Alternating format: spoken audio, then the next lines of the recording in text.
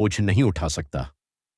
बारिश जोरों से हो रही थी और एक लड़की दरवाजे के बाहर खड़ी कांप रही थी। भैया, ये मेरा भी घर है। उसकी आवाज बारिश में दब गई, लेकिन दरवाजा बंद हो चुका था। उस रात उसे नहीं पता था कि उसी जंगल में उसे कुछ ऐसा मिलने वाला है जो उसकी पूरी जिंदगी बदल देगा। एक छोटे से गांव में सिया और उसका छोटा भाई मोहन रहते थे।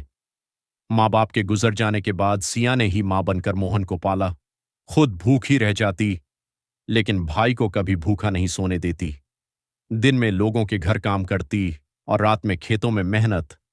सालों बाद मोहन बड़ा आदमी बन गया। अच्छी नौकरी, पैसा, इज्जत सब मिल गया, लेकिन दिल छोटा हो गया। गांव वालों की बातों में आकर उसने सोचा, अगर सिया साथ रही तो मुझे जमीन बांटनी पड़ेगी।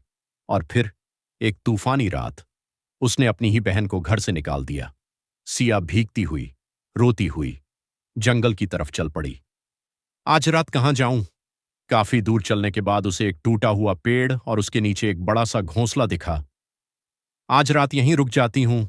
वह उसी घोंसले में सो गई। सुबह उठी तो उसे हल्की रोने की आवाज सुनाई दी। घोंसले के अंदर एक नवजात बच्चा पड़ा था।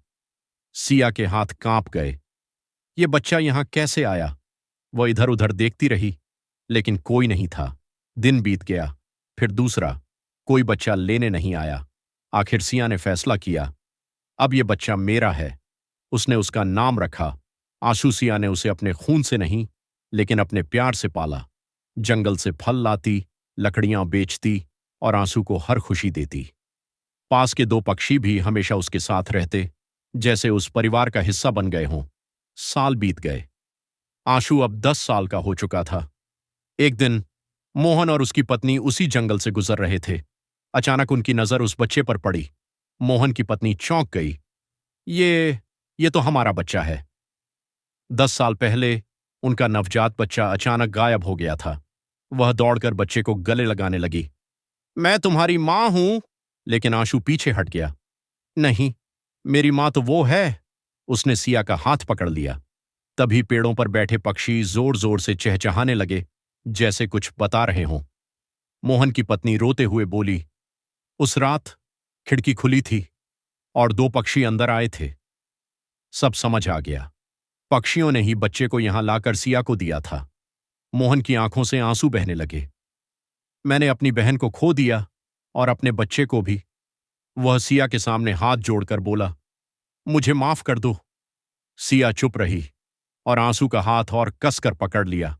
मां, मैं कहीं नहीं जाऊंगा। उस दिन के बाद सिया, आंसू और वो दो पक्षी एक परिवार बनकर रहने लगे और मोहन अपनी गलतियों के साथ जीना सीख गया। अगर आप मानते हो कि रिश्ते खून से नहीं, दिल से बनते हैं, तो इस वीडियो को लाइक करो और चैनल को सब्सक्राइब जरूर करना।